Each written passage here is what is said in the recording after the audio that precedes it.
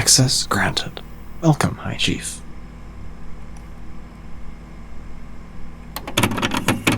Track selected.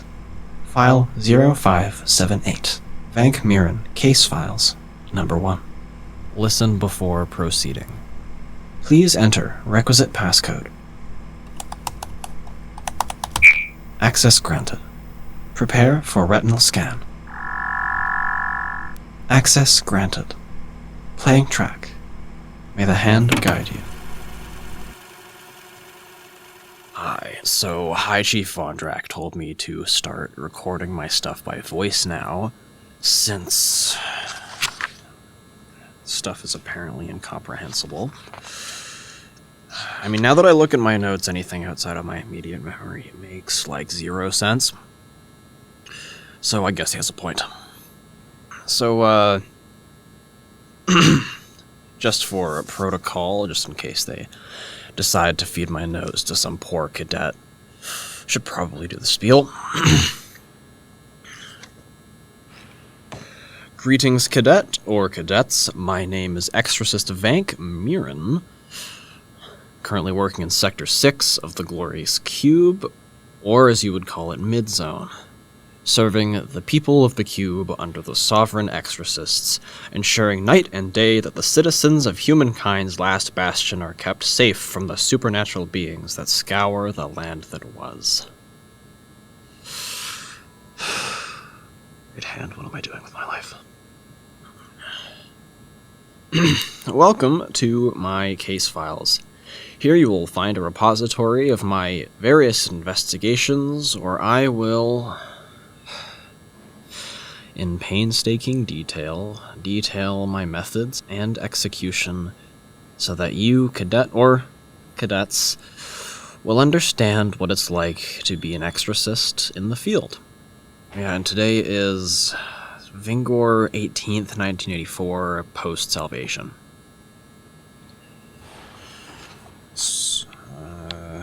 I guess we'll start here. Yesterday, Vingor 17th, 1984, Goblin Infestation, Sec 4, Floor 14 of 200.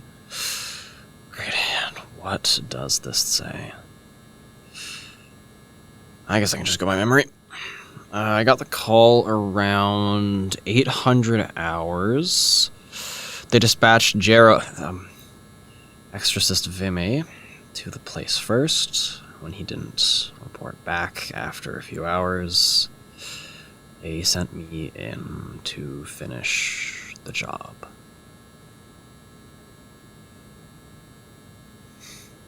And nice lady who owned the place, real calm about the whole thing. She even made me these cookies. Good stuff from these synth chips. You idea how you get your hands on those on floor 14 of all places? Or, hey, I'm not gonna write her up on it. The whole city's gonna eat you alive one day, so you may as well, like, enjoy the little things, right? That's my first lesson. That's my first lesson. You know, enjoy the little things before a bigger thing eventually takes you out. I mean, it's not like anyone's gonna listen to this anyways.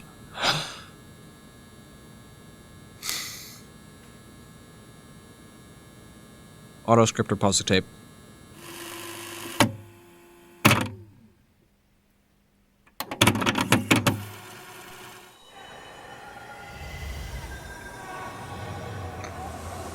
If the things from the outside don't get you, then the smog will. No idea when everyone's listening to this, but it's gotten so thick in the past few years, respirators have become a necessity rather than a statement about how rich you are.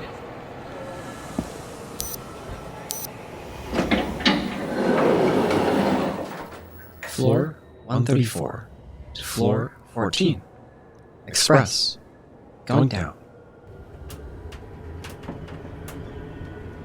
Sorry for the, excursion. Should be talking with a goblin infestation. So, goblins are pretty rare, which is good. They're dangerous, little viney fuckers. You shouldn't have to deal with them too regularly, but you gotta deal with them carefully. Since, you'll be there alone, they're going to vastly outnumber you every time. and they love to mess with stuff as much as physically possible. There's a solid reason why the world's still out to get us. Typically. And I say typically because goblins are weird. Made out of these little wooden cables, but less designed, if that makes sense. Sometimes they have these little things spreading from them too, like little triangular sheets of paper. And when you take like a force action, you split them in half. They make the exact same sound that it does when you're like breaking down a door with one, which is like generally what you're supposed to do. And according to the Sovereign Exorcist Guide to Anomalies, you are to use a force axe to separate the creatures from their vile little limbs. Keep them as far away from each limb as they can reattach them and continue their rampage. Once taken to a secure location or one devoid of bystanders, cast their parts into separate alchemist's fires, or if in the presence of incinerators, preferably use those.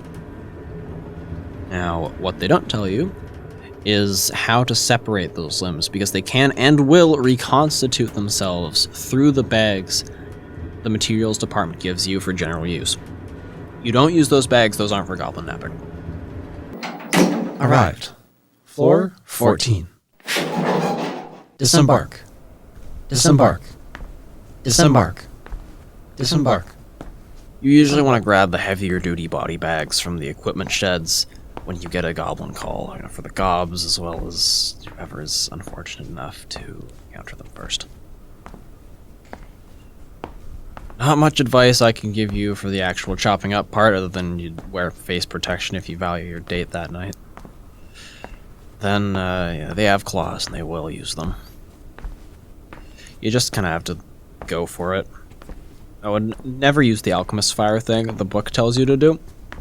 If you're somewhere like floor 14, which is like 90% wood, just pack them up in the body bags and take them back to HQ for the incinerators.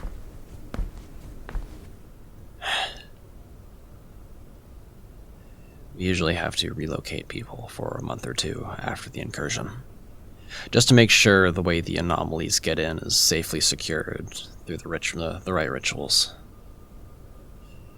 The caller's safe in a hostel across the floor.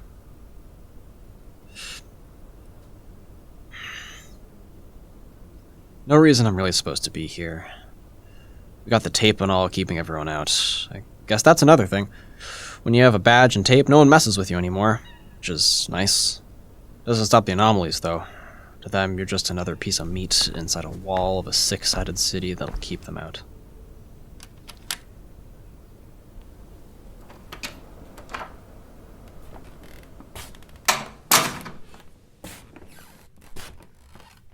Listen, I know this isn't what everyone does,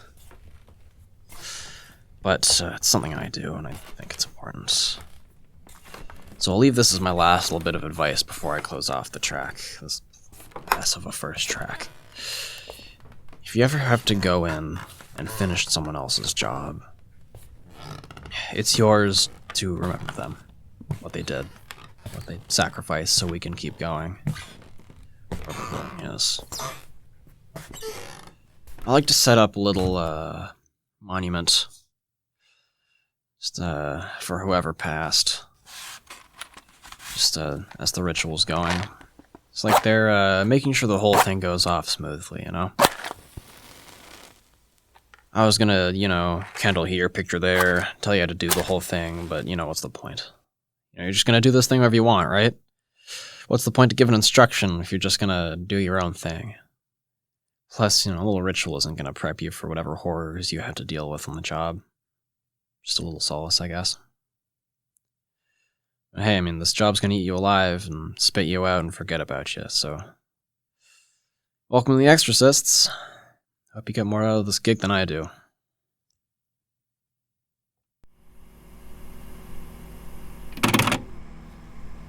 Track over. Please eject.